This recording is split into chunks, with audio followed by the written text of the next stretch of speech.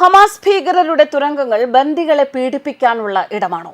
ഹമാസിന്റെ കൈകളിൽ നിന്നും രക്ഷപ്പെട്ട ഒരു പുരുഷ ബന്ധി വെളിപ്പെടുത്തിയ വസ്തുതകളാണ് ഇപ്പോൾ ശ്രദ്ധ നേടുന്നത്. 24-കാരനായ ഗിൽബോവ ദലാൽ അദ്ദേഹം പറയുന്നത് ഇങ്ങനെ: 2023 ഒക്ടോബർ 7-ന് നോവ സംഗീതമേളയിൽ നിന്ന് 24-കാരനായ ഗിൽബോവ ദലാൽ എന്ന ഈ വ്യക്തിയെ തട്ടിക്കൊണ്ടുപോവുകയായിരുന്നു. തുടർന്ന് ഹമാസിന്റെ ഒരു തുരങ്കത്തിലേക്കാണ് ഇയാളെ കൊണ്ടുപോയത്. അവിടെ ദലാലിനെ ഭീകരർ പൂട്ടിയിടുകയായിരുന്നു. പുറം ലോകവുമായി യാതൊരു ബന്ധവും പുലർത്താൻ ഒരിക്കലും കഴിയാത്ത സ്ഥലത്താണ് തന്നെ ബന്ദിയാക്കി പാർപ്പിച്ചത് എന്നാണ് ദലാലിന്റെ വെളിപ്പെടുത്തൽ. ഹമാസ് ഭീകരർ ഇസ്രയേലിൽ നിന്ന് തട്ടിക്കൊണ്ടുപോയി ബന്ദികളാക്കിയവരിൽ നമുക്കറിയാം പുരുഷന്മാരും സ്ത്രീകളും ഉണ്ടായിരുന്നു. അതിൽ പുരുഷന്മാരെയും ലൈംഗിക പീഡനത്തിന് വിധേയരാക്കി എന്ന വാർത്തകൾ വന്നു തുടങ്ങിയത് ഈ അടുത്ത ദിവസങ്ങളിലാണ്. ആദ്യഘട്ടത്തിൽ ഒരാൾ മാത്രമാണ് ഇക്കാര്യം പുറത്ത് പറഞ്ഞിരുന്നത്. ഇപ്പോൾ ഗാസയിൽ നിന്നും മോചിപ്പിക്കപ്പെട്ട രണ്ടാമത്തെ പുരുഷ ഇസ്രയേലി ബന്ദിയും ഭീകരർ തന്നെയും ലൈംഗികമായി പീഡിപ്പിച്ചു എന്ന വിവരം പുറത്തുവിട്ടിരിക്കുന്നു. കത്തികാട്ടി ഭീഷണിപ്പെടുത്തിയാണ് ഇവർ തന്നെ ലൈംഗികമായി പീഡിപ്പിച്ചത് എന്നാണ് ഇയാളുടെ വെളിപ്പെടുത്തൽ. ഭീകരർ തന്നെ നിരന്തരം ലൈംഗികമായി പീഡിപ്പിക്കുകയായിരുന്നു. ഇതിൽ പ്രധാനിയായ ഒരു ഭീകരൻ തന്നോട് കുളിക്കാൻ ആവശ്യപ്പെട്ടതായി ദലാൽ പറഞ്ഞു. കുളിച്ചു കഴിഞ്ഞപ്പോൾ തന്നെ കുളിമുറിയിൽ നിന്ന് വലിച്ചിഴച്ചു. തന്റെ വസ്ത്രങ്ങൾ തിരികെ ധരിക്കാൻ അയാൾ അനുവദിച്ചില്ല എന്നും ദലാൽ പറയുന്നു. തുടർന്ന് അയാൾ ദലാലിനെ ഒരു ചാരു കസേരയിലേക്ക് തള്ളിയിട്ടതിനു ശേഷം ശരീരത്തിൽ തഴുകാൻ തുടങ്ങി. അയാളോട് നിങ്ങൾ ചെയ്യുന്ന ഇക്കാര്യം ഇസ്ലാമിൽ നിഷിദ്ധമല്ലേ എന്ന് ചോദിച്ചു. പെട്ടെന്ന് അയാൾ തന്റെ തലയിൽ ഒരു റൈഫിളും കഴുത്തിൽ ഒരു കത്തിയും പിടിച്ചു. ഇക്കാര്യം ആരോടെങ്കിലും പറഞ്ഞാൽ കൊല്ലും എന്ന് ഭീഷണിപ്പെടുത്തി എന്നാണ് ദലാൽ വെളിപ്പെടുത്തിയിരിക്കുന്നത്.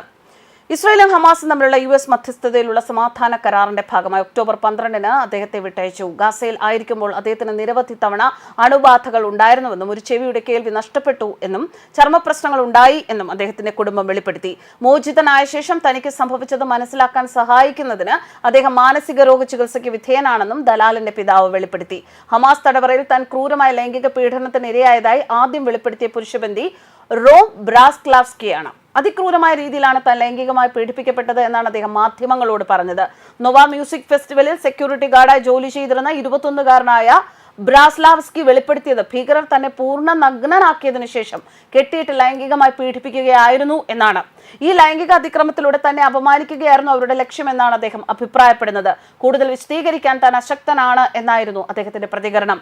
നാസി തടവറയിൽ പോലും നടക്കാത്ത കാര്യങ്ങളാണ് ഹമാസ് തടവറകളിൽ നടന്നത് എന്നാണ് അദ്ദേഹം വ്യക്തമാക്കിയത്.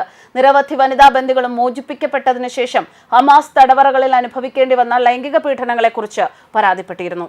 ഗാസയിൽ അടുത്ത ദിവസങ്ങളിൽ കണ്ടെത്തിയ തുരങ്കം ആയുധങ്ങൾ സൂക്ഷിക്കാനും ആക്രമണങ്ങൾ ആസൂത്രണം ചെയ്യാനും ഒളിത്താവളത്തിനുമായി ഹമാസ് ഉപയോഗിച്ചിരുന്നതായാണ് IDF പറയുന്നത്.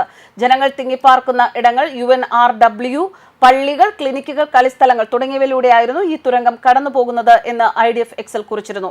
7 കിലോമീറ്റർ നീളത്തിലാണ് തുരങ്കം. ഇതിൽ 80ഓളം മുറികളുണ്ട്. 25 മീറ്റർ ആഴത്തിലാണ് ഇത് സ്ഥിതി ചെയ്യുന്നത്. നാവികസേനയും ഇസ്രായേൽ പ്രത്യേക എഞ്ചിനീയറിംഗ് സംഘവും ചേർന്നാണ് തുരങ്കം കണ്ടെത്തിയത് എന്നും IRDF അറിയിച്ചു.